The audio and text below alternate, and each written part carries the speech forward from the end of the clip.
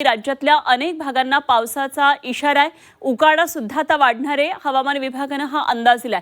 आर्द्रतेमुळे राज्यात उकाडा वाढण्याची शक्यता आहे। उत्तर महाराष्ट्र मराठवाड्याला ऑरेंज अलर्ट दिलेला आहे। राज्यातल्या अनेक भागांमध्ये पावसाचा हा इशारा आहे। काही ठिकाणी गारपीट सुद्धा होणार आहे। जोरदार पाऊस होण्याची शक्यता आहे। पुढचे 2 दिवसांमध्ये राज्यातल्या अंतर्गत भागामध्ये कमाल तापमानामध्ये 2 ते 3 अंश सेल्सिअसनं वाढ होईल अशी सुद्धा शक्यता हवामान विभागाने वर्तवली आहे। तापमानातली वाढ आणि आर्द्रता यामुळे राज्यातला उकाडा त्यामुळे वाढण्याची चिन्ह आहेत। उत्तर मध्य महाराष्ट्र आणि मराठवाड्यातल्या बहुतांश भागांना हवामान विभागाने ऑरेंज अलर्ट दिलेला आहे। तर इकडे कोकण पट्ट्यामध्ये काही भाग आणि विदर्भ मराठवाड्यातल्या काही भाग या ठिकाणी येलो अलर्ट दिलाय आणि पुढचे 2 दिवस राज्यात पावसाळी हवामान हे कायम राहणार आहे।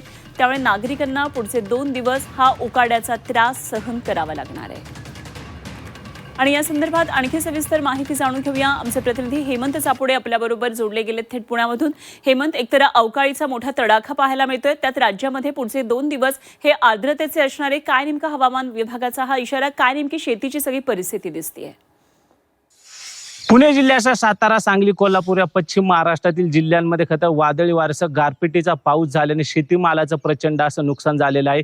पुणे शहर असेल, उत्तर पुणे जिल्ह्यातील आंबेगाव, जुन्नर, शिरूर या परिसरात सुद्धा वादळी वाऱ्यासह गारपिटीचा पाऊस झाल्याने शेतीमालाचं प्रचंड असं नुकसान झालेलं आहे। काढणीला आलेला कांदा आहे हा खरं तर गारपिटीने झोडपल्याने हा कांदा खराब होणार आहे। तर आधीच कांद्याचे बाजारभाव गडगडलेले आहेत आणि त्यात आता हे गारपिटीचं संकट कोसळल्याने हा कांदा शेतकऱ्यांना कवडीमोल बाजारभावात विकावा लागणार आहे। तर आपण दुसरीकडे जर विचार केला तर या गारपिटीच्या तडाख्याने आंबेगाव तालुक्यात जवळपास 20 शेळ्या आणि मेंढ्यांचा मृत्यू हा खतर गारपिटीने झोडपल्याने झालेला आहे। त्यामुळे पशुधनाला सुद्धा या गारपिटीच्या पावसाचा मोठा फटका बसलेला आहे। आपण जर विचार केला तर शिरूर तालुक्यातील निर्वी परिसर असेल, जुन्नर तालुक्यातील वडज असेल, या परिसरात सुद्धा गारपिटीचा पाऊस झाल्याने या परिसरात सुद्धा शेतीमालाचं प्रचंड असं नुकसान झालेलं आहे। जे काही शेतीमाल आहे ते शेतकऱ्यांनी मोठ्या मेहनतीने शेतात घाम गाळून काबाड कष्ट करून उभा केलेला शेतीमाल हा खरं तर डोळ्यासमोर नष्ट झाल्याने शेतकरी मोठ्या संकटात सापडलेला आहे। आधीच आखाती देशात सुरू असलेल्या महायुद्धामुळे शेतीमालाची निर्याती ठप्प झाल्याने शेतीमालाचे बाजारभाव गडगडले होते। त्यात आता हे अवकाळीचं संकट कोसळल्याने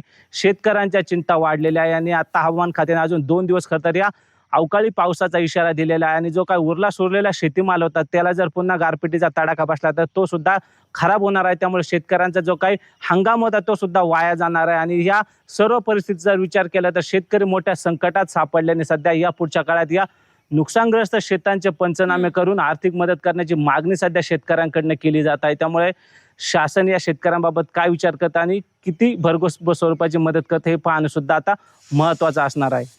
खरे, धन्यवाद दिलेल्या सगळ्या सविस्तर माहितीसाठी हेमंत। वेळोवेळी आणखी या संदर्भातला आढावा घेत राहू।